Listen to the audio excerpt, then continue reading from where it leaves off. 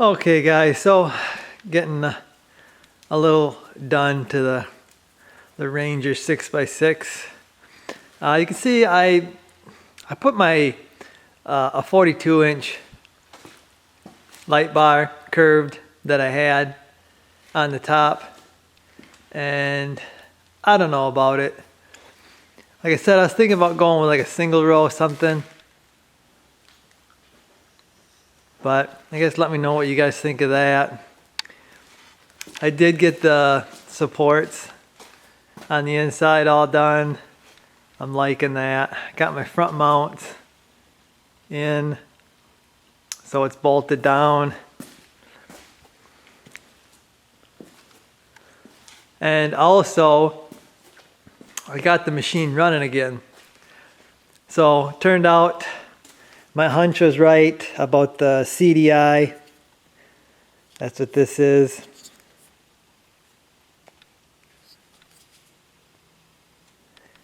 And this is under the seat.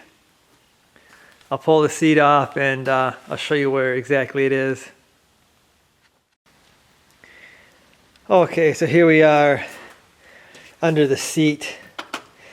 And if you take your seat off of one of these older Rangers, there's a cover right here, aluminum cover, 2 bolts.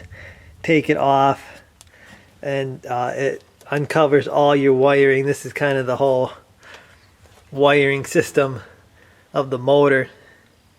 The CDI is right here. It's under this little cover. You got to pull this clamp off, and that's where the old one was sitting.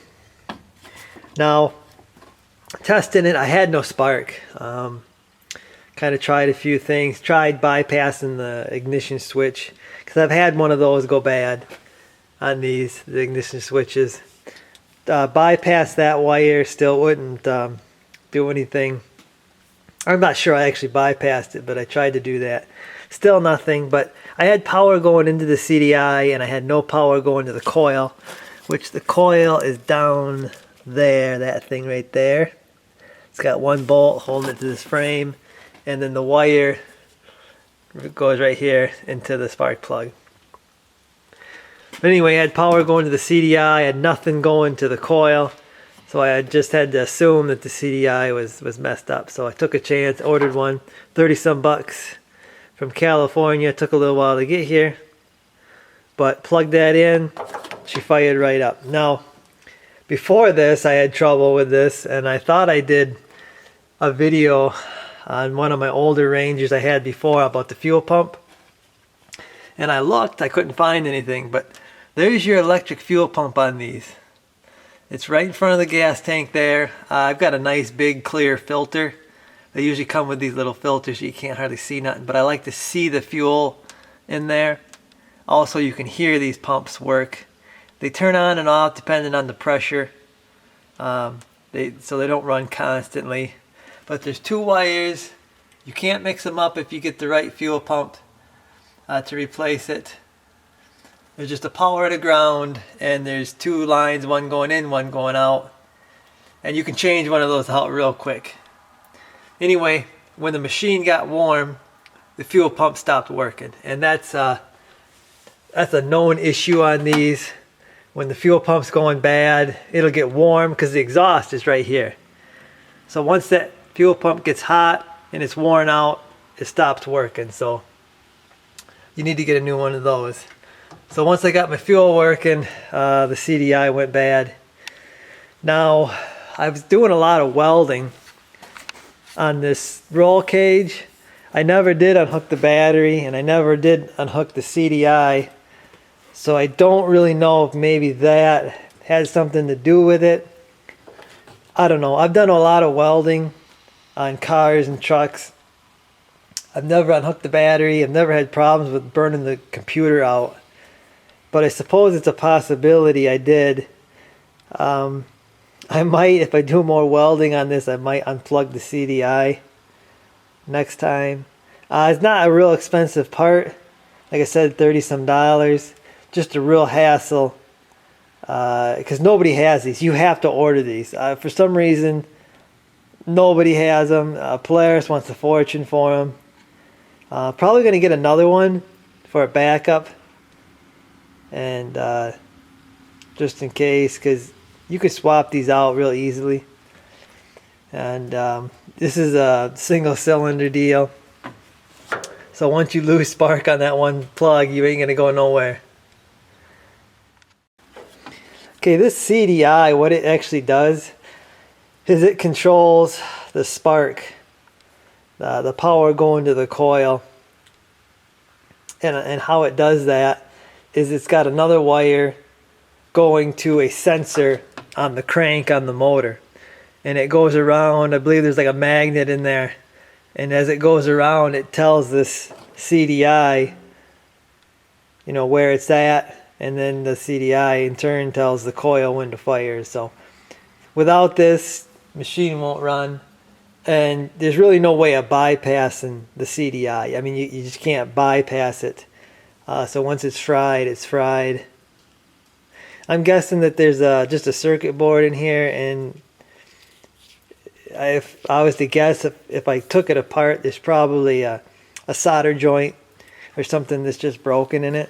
They're probably fixable, but for 30 some dollars, it really ain't worth it. But this, I believe, is an original one. I was at the Polaris dealer, and they said Polaris didn't use many Japan parts, but I'm almost for sure this is an original. So anyway, guys, that's the repairs done so far to the Ranger. I actually went for a ride this afternoon, got it nice and warm, and I actually made it back to the shop this time. It didn't quit on me. I think it's only done that one other time. Otherwise, every time I take this thing out, it's left me stranded. It seems like every time I get one of these older Rangers, people dump them off because they have an issue. And I kind of got to go through and I got to fix all the issues on these things. But it made it back home today, which is a good thing. We're getting there. I've got a dump bed issue. The pins are a little loose, so I've been welding them up, trying to get it tight. I think I got it. It's kind of annoying, that thing flopping all over the place, causing a big clunk. So working on that. And then yeah, I guess I gotta figure out what I'm doing with doors. I've got like I said, I got the 900 doors with the power windows here, and me and Dad, we set them up there, and it's gonna be a chore, guys. It's not gonna be a simple deal getting them doors to work on here, so I'm not really sure that's the way I'm gonna go. I don't know. I'll let you guys know what happens, what goes on. But I didn't mention it in my other video, but I put my toolbox from my old Rangers on there. The one with the shovel and everything. This is a really nice toolbox. Pretty expensive. I think it's like $250, $260 or something like that. So it's just nice having it. I actually just drilled holes in the bed here, and I'm using the same lock and ride.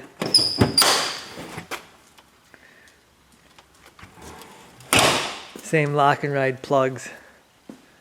But these older beds don't have the lock and ride rail, so I just drilled some holes. I had to put a support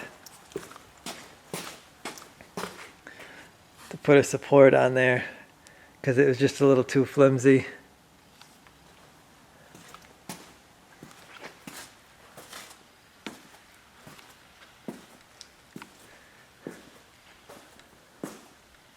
But anyway, guys, I guess that's going to do it for this one.